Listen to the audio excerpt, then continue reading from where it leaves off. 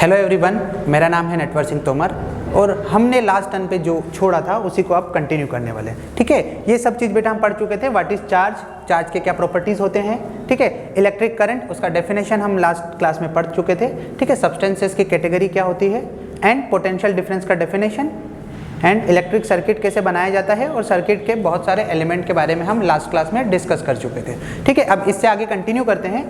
ठीक है, देखिए ड्रिफ्ट वेलोसिटी, हम लास्ट क्लास में ये पढ़ चुके हैं कि जब भी पोटेंशियल डिफरेंस अप्लाई होता है, किसी भी कंडक्टर में पोटेंशियल डिफरेंस अप्लाई होता है तो electrons start moving, electrons move होना शुरू हो जाते हैं। ठीक है, और इलेक्ट्रॉन्स के जो मूविंग होने का जो डायरेक्शन है उसके ऑपोजिट डायरेक्शन में हमने कन्वेंशनल करंट को लिया हुआ है। ठीक है, अब हम ये डिटेल में एनालिसिस करते हैं कि जो इलेक्ट्रॉन्स मूव करते हैं वो किस तरीके से मूव करने वाले हैं। ठीक है, तो कॉन्सेप्ट का नाम है ड्रिफ्ट वेलोसिटी ऑफ इलेक्ट्रॉन। ठीक है, जैसे कि आपको एक यहाँ पर कंडक्टर दिखाई दे रहा है, यहाँ पर मैंने हायर पोटेंशियल और यहाँ पर लोअर पोटेंशियल अप्लाई किया। ठीक है, क्या किया होगा हमने, एक बैटरी से इसको कनेक्ट कर दिया होगा।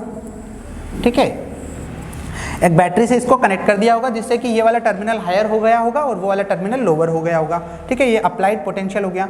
अब जो इलेक्ट्रॉन होता है, ठीक है, जो इलेक्ट्रॉन होता है वो पॉजिटिव की तरफ अट्रैक्ट होने की कोशिश करेगा, राइट है ना, वो पॉजिटिव की तरफ अट्रैक्ट होने की कोशिश करेगा। होगा क्या इसमें कि इसमें होने क्या वाला है कि इलेक्ट्रॉन का जनरल नेचर जो होता है वो रैंडम मोशन होता है। इलेक्ट्रॉन जनरली रैंडम मोशन करता है। ठीक है, तो इस रैंडम मोशन के साथ अगर हमारा पोटेंशियल डिफरेंस अप्लाई नहीं होता, अगर पोटेंशियल डिफरेंस अप्लाई नहीं होता तो हम कहते हैं कि इलेक्ट्रॉन का नेट मूवमेंट कितना है, जीरो। नेट मूवमेंट कितना है, वो पूरा घूम के फिर से यहीं पर आ जाएगा। नेट मूवमेंट कितना है, जीरो। ठीक है, लेकिन अगर हम पोटेंशियल डिफरेंस अप्लाई कर देंगे तो अब वो नेट मूवमेंट जीरो नहीं होगा, वो स्लाइटली डिस्प्लेस हो जाएगा। ठीक है, स्लाइटली डिस्प्लेस हो जाएगा। देखिए वो ऐसे मूव करते हुए, रैंडम मोशन मूव करते हुए अब यहाँ पर मिलने वाला है हमें, वो यहाँ पर मिलने वाला है। ठीक है, थोड़ा सा डिस्प्लेस हो चुका है। ठीक है, वो डिपेंड करेगा कि किस डायरेक्शन में पोटेंशियल डिफरेंस है, किस तरफ पॉजिटिव पोटेंशियल है, किस तरफ नेगेटिव पोटेंशियल है, उसके हिसाब से वो ड्रिफ्ट करेगा। तो ये इलेक्ट्रॉन जो ड्रिफ्ट कर रहा है इसको हम कहते हैं ड्रिफ्ट वेलोसिटी। ठीक है, तो जिस एवरेज वेलोसिटी से लेट अस से कंडक्टर का लेंथ है एल, लेट अस से कंडक्टर का लेंथ है एल। ठीक है, और इस एंड से इस एंड तक जाने में उसे टाइम लगता है टी, तो ड्रिफ्ट वेलोसिटी हो जाएगी लेंथ अपॉन टी। ये वैल्यू बेटा बहुत स्मॉल होती है। कंडक्टर को एक पॉइंट, इलेक्ट्रॉन को एक पॉइंट से दूसरे पॉइंट तक जाने में बहुत ज़्यादा समय लगता है। वो ड्रिफ्ट होते हुए चलता है, घसीटते हुए चलता है। ठीक है, ऐसा नहीं है कि इलेक्ट्रॉन जैसे ही आपने स्विच ऑन किया सडनली लाइट ग्लो कर जाती है, लेकिन इलेक्ट्रॉन को मूव करने में टाइम लगता है। ठीक है, इलेक्ट्रॉन को मूव करने में टाइम लगता है। उसका रीज़न ये है कि वो बहुत बार कोलाइड करता है अपने दूसरे पार्टिकल्स, एटम्स। एटम का जो अंदर फोर्सेस हैं उससे कभी वो एक्सेलरेट होता है, कभी डी एक्सेलरेट होता है। इसके कारण बार बार उसका वेलोसिटी चेंज होता है, फिर डायरेक्शन चेंज होता है और इन सब कोलिजन के बाद वो थोड़ा सा मूव कर पाता है। ठीक है, इसी कॉन्सेप्ट को हम बोलते हैं ड्रिफ्ट वेलोसिटी। ठीक है, अब हम बात करते हैं रेजिस्टेंस। अभी हमने देखा कि इलेक्ट्रॉन जब मूव करता है तो उसकी पाथ में बहुत सारे ऑब्स्ट्रक्शंस आते हैं। ठीक है, इसी ऑब्स्ट्रक्शन को हमने रेजिस्टेंस नाम दिया है। ठीक है, मतलब जब इलेक्ट्रॉन मूव करेगा तो उसको कुछ ओपोजिशन फील होगा, उसको जो ओपोजिशन फील होगा उसी को हमने रेजिस्टेंस नाम दिया है। Resistance is the measure of the opposition offered to a current flow in a electric circuit. जब इलेक्ट्रॉन मूव होगा तो करंट फ्लो होगा, उसके कारण जो हमें रेजिस्टेंस ओपोजिशन मिलता है उसी को हमने नाम दिया है रेजिस्टेंस। ठीक है, अब रेजिस्टेंस किन किन फैक्टर पर डिपेंड करता है, तो बहुत सिंपल सी बात है। रेजिस्टेंस देखो, यहाँ पे हम कॉमन सेंस से भी कह सकते हैं कि रेजिस्टेंस जो है वो लेंथ के प्रोपोर्शनल होगा। मतलब कि जितना ज़्यादा लंबा कंडक्टर होगा उतना ज़्यादा इलेक्ट्रॉन को यहाँ से वहाँ तक जाना पड़ेगा, जितना ज़्यादा लेंथ होगा उतना ज़्यादा रेजिस्टेंस होगा। तो इस पॉइंट को मैं लिख सकता हूँ resistance R is directly proportional to length of the conductor. Second, directly proportional to the nature of the conductor. Obvious सी बात है, ये नेचर ऑफ द कंडक्टर पर डिपेंड करेगा कि कंडक्टर सिल्वर है, गोल्ड है, कॉपर है, एल्यूमिनियम है, किस तरीके का कंडक्टर है। ठीक है, उसमें कितना इंप्योरिटी है, वो कितना प्योर है, तो नेचर कैसा है। ठीक है, अब ये नेचर कैसे डिफाइन होता है, ये नेचर डिफाइन होता है रेजिस्टिविटी से, रो। ठीक है, इसके बारे में हम और आगे डिटेल में चर्चा करेंगे। रेजिस्टिविटी से ये डिफाइन होता है। ठीक है, inversely proportional to cross section area of the conductor. ठीक है, हम लिखेंगे कि resistance is inversely proportional to area.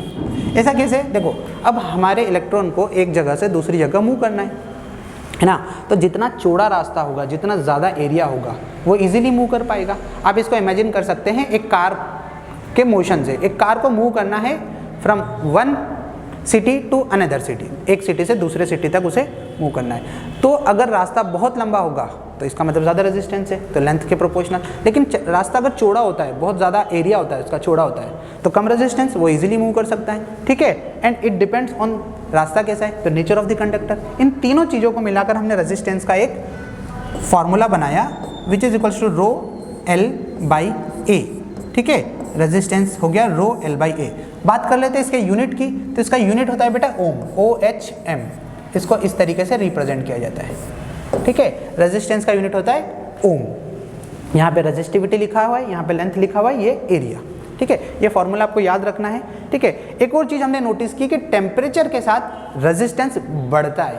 इसका क्या रीज़न है कि जैसे जैसे टेम्परेचर बढ़ेगा मेटल के अंदर कोलिजन बढ़ेंगे, और अगर कोलिजन बढ़ेंगे, है ना, तो ज़्यादा रेजिस्टेंस ऑफर होगा, उसको ज़्यादा प्रॉब्लम होगी एक जगह से दूसरी जगह ट्रैवल करने में। तो जितना ज़्यादा टेम्परेचर होगा फॉर मेटल उतना ज़्यादा रेजिस्टेंस होगा, है ना। लेकिन सेमीकंडक्टर्स के लिए ये उल्टा होता है, जितना ज़्यादा टेम्परेचर होगा उतना कम रेजिस्टेंस होगा।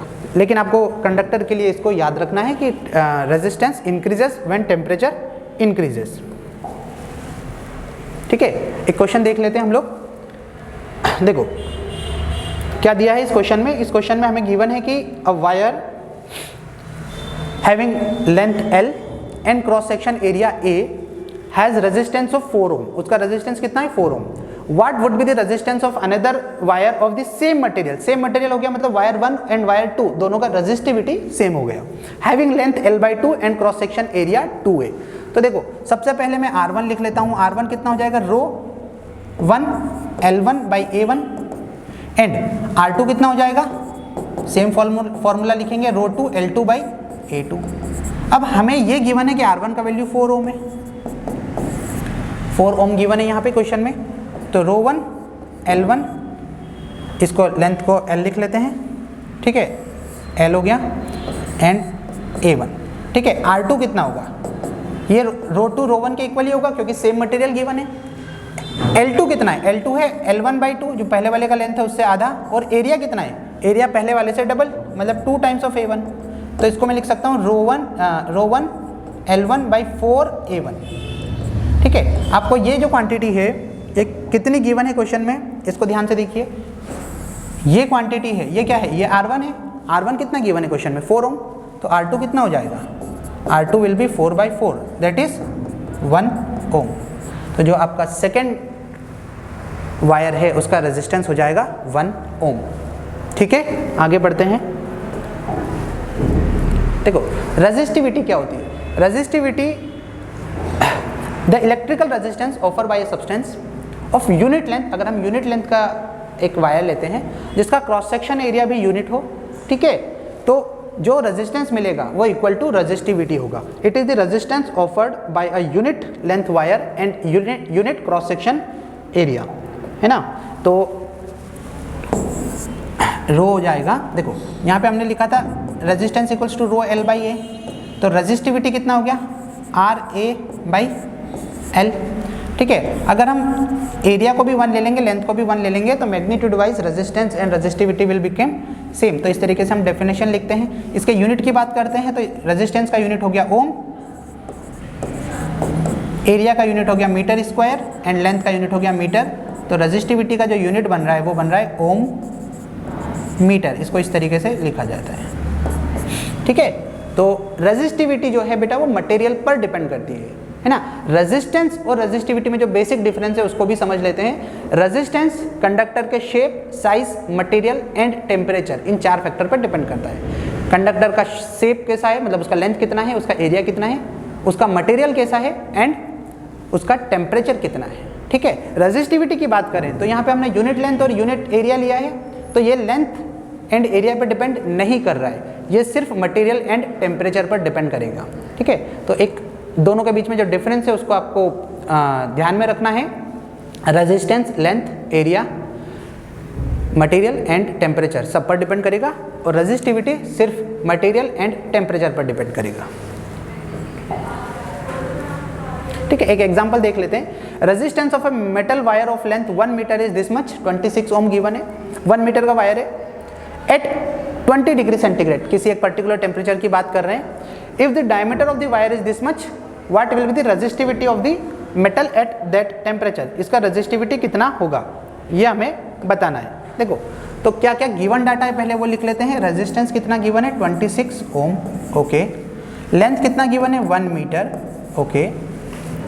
डायामीटर कितना गिवन है, हमें डायामीटर गिवन है 0.3 mm, तो इससे हम रेडियस निकाल सकते हैं। रेडियस कितना हो जाएगा 0.15 mm, ओके। एंड इससे हम एरिया निकाल सकते हैं। एरिया कितना हो जाएगा, एरिया हो जाएगा पाई r स्क्वायर, ठीक है। आप उसको कैलकुलेट कर लीजिए, you will get the area, ठीक है।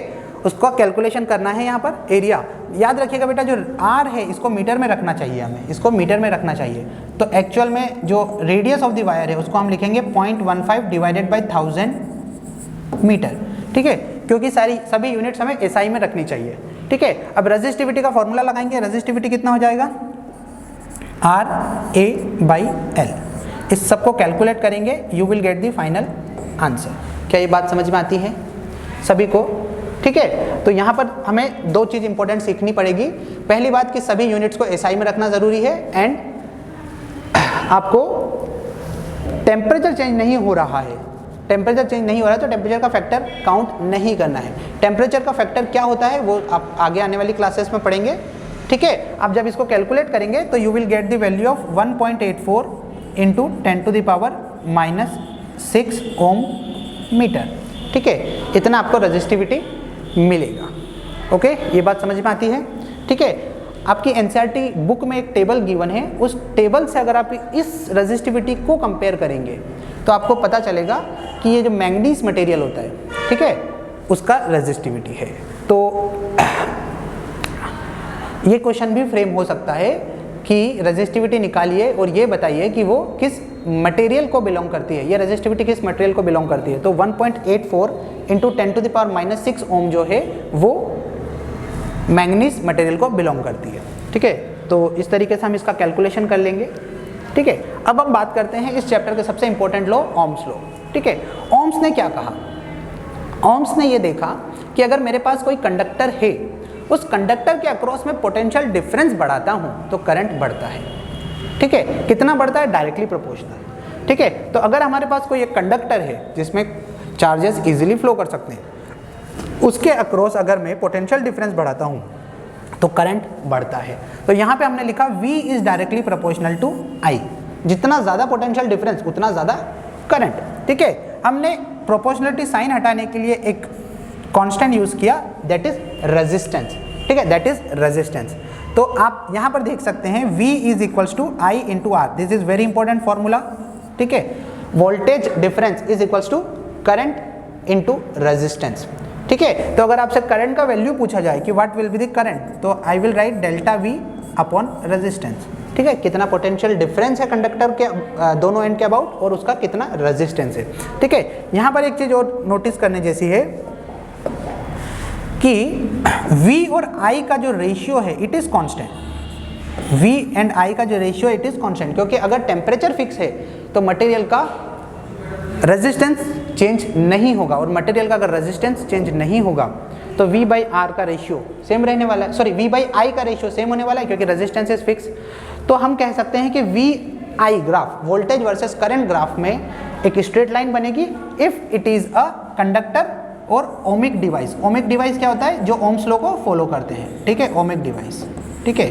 तो जो ओम्स लॉ को फॉलो करेंगे उनको हम ओमिक डिवाइस बोलेंगे। तो ओमिक डिवाइस में वोल्टेज वर्सेस करंट का एक स्ट्रेट लाइन आएगा, ठीक है, एंड इसका जो स्लोप होने वाला है वो रेजिस्टेंस के इक्वल होने वाला है, ठीक है। आप V/I करके देखिए, you will get the slope, और स्लोप कितना दिख रहा है, रेजिस्टेंस के इक्वल दिख रहा है, ठीक है। देखिए ohmic and non ohmic device, ठीक है। ओमिक डिवाइस वो डिवाइसेस होते हैं जो ओम्स लॉ को फॉलो करते हैं, जिसमें वोल्टेज बढ़ाने पर करंट बढ़ता है, ठीक है। कैसे बढ़ता है, डायरेक्टली प्रोपोर्शनल, जितना वोल्टेज बढ़ाएंगे उतना ज़्यादा करंट बढ़ेगा, ठीक है। और V एंड I का रेशियो है वो कांस्टेंट रहने वाला है। ऐसे डिवाइसेस जो होते हैं उनको हम बोलते हैं ओमिक डिवाइसेस, ठीक है, या ओमिक रजिस्टर, है ना, जो इस लॉ को फॉलो नहीं करते हैं, ठीक है। जनरली जो मेटल्स होते हैं वो ओम्स लॉ को फॉलो करते हैं, जो other category of metals like semiconductor and all that वो ओम्स लॉ को फॉलो नहीं करते हैं, तो उनको हम बोलते हैं नॉन ओमिक डिवाइस। यहाँ पर आपको ग्रीन कलर की लाइन दिखाई दे रही है, जो ग्रीन कलर की लाइन है ये नॉन ओमिक डिवाइसेस के लिए है, नॉन ओमिक रजिस्टर्स के लिए है। इसमें आप देखिए कि current and potential difference are not directly proportional, ठीक है, इज नॉट डायरेक्टली प्रोपोर्शनल, कुछ और रिलेशन हो सकता है, ठीक है, वो क्या होगा वो आप आपके हायर क्लासेस में पढ़ेंगे, ठीक है। इसी बेसिस पर, इसी नॉलेज के बेसिस पर हम कुछ क्वेश्चंस करते हैं, ठीक है।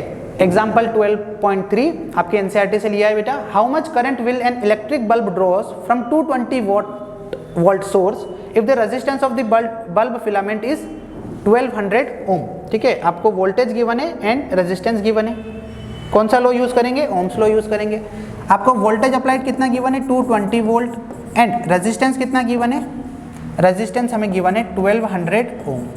हमें पता है V is equals to I R और I is equals to V by are.